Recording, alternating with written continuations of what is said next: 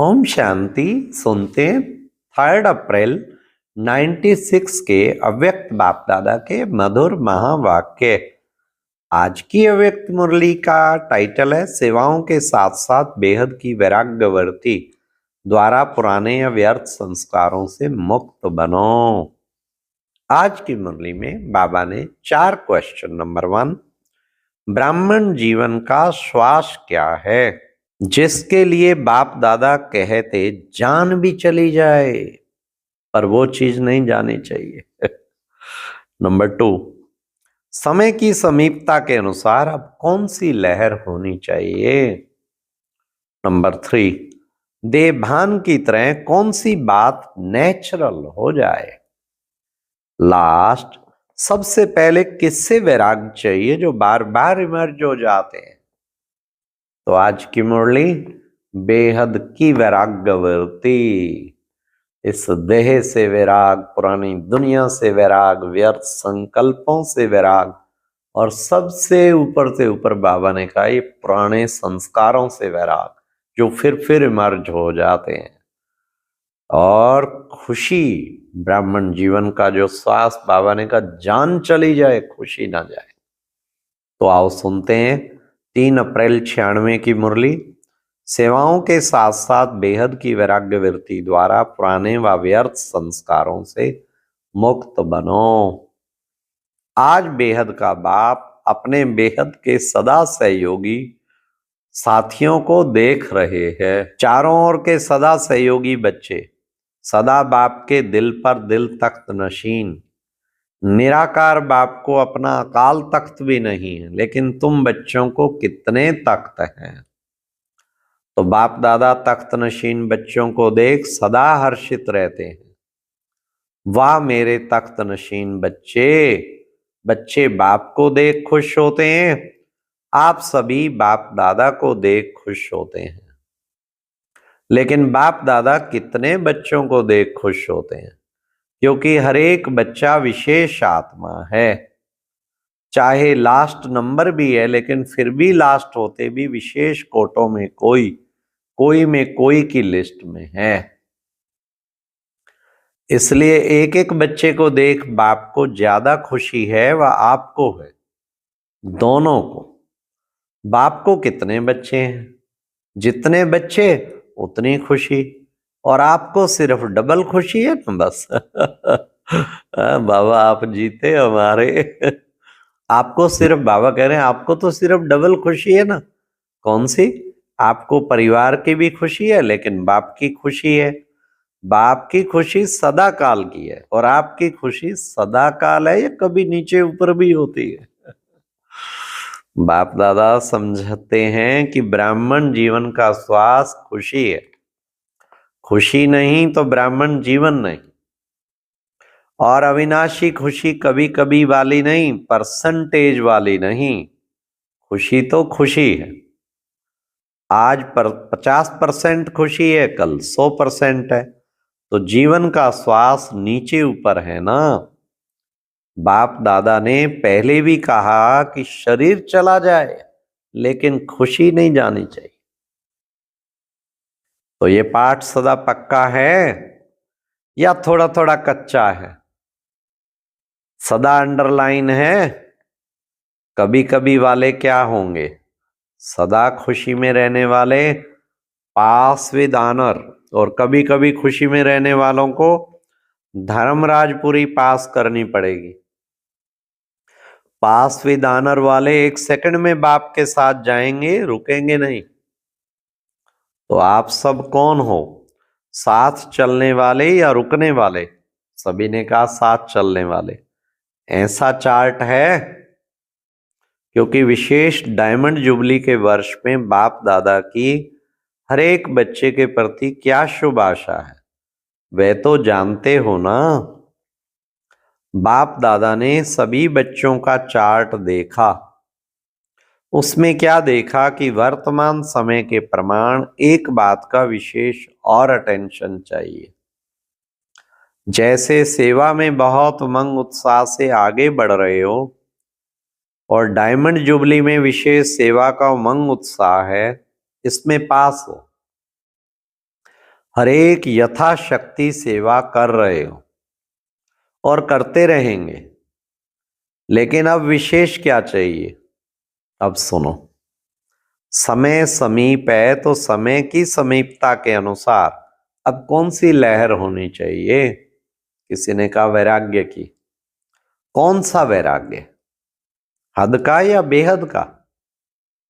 जितना सेवा का उमंग उत्साह है, उतना समय की आवश्यकता के प्रमाण। बच्चों ने भी रीड कर लिया, इसलिए उत्तर लगभग ठीक है। तो बाबा ने कहा समय की समीपता प्रमाण, सब स्थिति में बेहद का वैराग्य कहाँ तक है? क्योंकि आपके सेवा की सफलता है जल्दी से जल्दी प्रजा तैयार हो जाए, इसलिए सेवा करते हो ना। तो जब तक आप निमित्त आत्माओं में बेहद की वैराग्य वृत्ति नहीं है, तो अन्य आत्माओं में भी वैराग्य वृत्ति नहीं आ सकती। और जब तक वैराग्य वृत्ति नहीं होगी, तो जो चाहते हो कि बाप का परिचय सबको मिले, वह नहीं मिल सकता। बेहद का वैराग्य सदा काल का वैराग्य है। अगर समय प्रमाण व सर्कमस्टांसेस प्रमाण वैराग्य आता है, तो समय नंबर 1 हो गया और आप नंबर 2 हो गए। परिस्थिति या समय ने वैराग्य दिलाया ना। परिस्थिति खत्म, समय पास हो गया तो वैराग्य पास हो गया, तो उसको क्या कहेंगे? बेहद का वैराग्य या हद का? तो अभी बेहद का वैराग्य चाहिए। अगर वैराग्य खंडित हो जाता है तो उसका मुख्य कारण क्या है? देभान। जब तक देभान का वैराग्य नहीं, तब तक कोई भी वैराग्य सदा काल नहीं होता है, अल्पकाल का होता है। संबंध से वैराग्य ये बड़ी बात नहीं है, यह तो दुनिया में भी कईयों की दिल से वैराग्य आ जाता है, लेकिन यहाँ देभान के जो भिन्न भिन्न रूप हैं, उन भिन्न भिन्न रूपों को तो जानते हो ना। कितने देह भान के रूप हैं, उसका विस्तार तो जानते हो। लेकिन इस अनेक देभान के रूपों को जानकर बेहद के वैराग्य में रहना, देह भान देही अभिमान में बदल जाए। जैसे देह भान एक नेचुरल हो गया है, ऐसे देही अभिमानी नेचुरल हो जाए, क्योंकि हर बात में पहला शब्द देही आता है। चाहे संबंध है तो भी देह का ही संबंध है, पदार्थ है तो देह के पदार्थ है, तो मूल आधार देहभान है। जब तक किसी भी रूप में देहभान है तो वैराग्य वृत्ति नहीं हो सकती। और बाप दादा ने देखा कि वर्तमान समय जो देहभान का विघन है, उसका कारण है कि देह के जो पुराने संस्कार हैं उससे वैराग्य नहीं है। पहले देह के पुराने संस्कारों से वैराग्य चाहिए। संस्कार स्थिति से नीचे ले आते हैं, संस्कार के कारण सेवा में व संबंध संपर्क में विघ्न पड़ते हैं। तो रिजल्ट में देखा कि देह के पुराने संस्कार से जब तक वैराग्य नहीं आया है, तब तक बेहद का वैराग्य सदा नहीं रहता। संस्कार भिन्न भिन्न रूप से अपनी तरफ आकर्षित कर लेते हैं, तो जहां किसी भी तरफ आकर्षण है वहां वैराग्य नहीं हो सकता। तो चेक करो, मैं अपने पुराने व व्यर्थ संस्कार से मुक्त हूं। ये है सबसे बड़ा कीड़ा। कितनी भी कोशिश करेंगे, करते भी हैं कि वैराग्य वृत्ति में रहें, लेकिन संस्कार कोई कोई के पास, या यूं कहें मेजॉरिटी के पास, किसी ना किसी रूप में ऐसे प्रबल हैं जो अपनी तरफ खींचते हैं। तो पहले पुराने संस्कार से वैराग्य, संस्कार ना चाहते भी इमर्ज हो जाते। क्यों?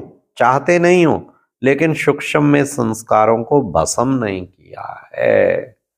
कहां ना कहां अंश मात्र रहे हुए, छिपे हुए, इस समय पर ना चाहते हुए भी इमर्ज हो जाते हैं। वह समय पर ना चाहते भी इमर्ज हो जाते, फिर कहते हैं चाहते तो नहीं थे, लेकिन क्या करें, हो गया, हो जाता है। यह कौन बोलता है, देह भान या देह अभिमान? तो बाप दादा ने देखा कि संस्कारों से वैराग्य वृत्ति में कमजोरी है, खत्म किया है लेकिन अंश भी नहीं है। ऐसा खत्म नहीं किया, और जहां अंश है तो वंश तो होगा ही। आज अंश है, समय प्रमाण वंश का रूप ले लेता है, परवश कर देता है। कहने में तो सभी क्या कहते हैं कि जैसे बाप नॉलेजफुल है वैसे हम भी नॉलेजफुल हैं, लेकिन जब संस्कार का वार होता है तो नॉलेजफुल है या नॉलेजफुल है? वाह, क्या है, नॉलेजफुल की बजाय नॉलेजफुल बन जाते हो। उस समय किसी से भी पूछो तो कहेंगे हाँ समझती तो मैं भी हूँ, समझता तो मैं भी हूँ, होना नहीं चाहिए, करना नहीं चाहिए, लेकिन हो जाता है। तो नॉलेजफुल हुए या नॉलेजफुल हुए? नॉलेज को खींचने वाले। जो नॉलेजफुल है उसे कोई भी संस्कार संबंध पदार्थ वार नहीं कर सकता। तो डायमंड जुबली बना रहे हो ना, डायमंड जुबली का अर्थ है डायमंड बनना, अर्थात बेहद के वैरागी बनना। जितना सेवा का उमंग है उतना वैराग्य वृत्ति का टेंशन नहीं है। इसमें अलबेलापन है, चलता है, होता है, हो जाएगा, समय आएगा तो ठीक हो जाएगा। तो समय आपका शिक्षक है या बाबा शिक्षक है? कौन है? अगर समय पर परिवर्तन करेंगे तो आपका शिक्षक तो समय हो गया। आपकी रचना आपका शिक्षक हो, ये ठीक है क्या? तो जब ऐसी परिस्थिति आती है तो क्या कहते हो? समय पर ठीक कर लूंगी, हो जाएगा। बाप को भी दिलासा देते हो, फिक्र नहीं करो बाबा, हो जाएगा, समय पर बिल्कुल आगे बढ़ जाएंगे। तो समय को शिक्षक बनाना, ये आप मास्टर रचयिता के लिए शोभता है, अच्छा लगता है? नहीं ना। समय रचना है, आप मास्टर रचयिता हो। इसलिए बेहद की वैराग्य वृत्ति धारण करो। अच्छा, चारों ओर के तख्त नशीन श्रेष्ठ भाग्यवान आत्माएं, सदा बेहद की वैराग्य वृत्ति से वायुमंडल बनाने वाले विशेष आत्माएं, सदा अपने श्रेष्ठ विशेषताओं को कार्य में लगाने वाले विशेष आत्माएं, सदा एक बाप के साथ और श्रीमत के हाथ को अनुभव करने वाले समीप आत्माओं को बाप दादा का याद प्यार और नमस्ते। अच्छा, ओम शांति। ये थी बेहद के वैराग्यवर्ती पर मुरली। अब घर जाना है, सब चीजों से वैराग्य लाना है। ओम शांति।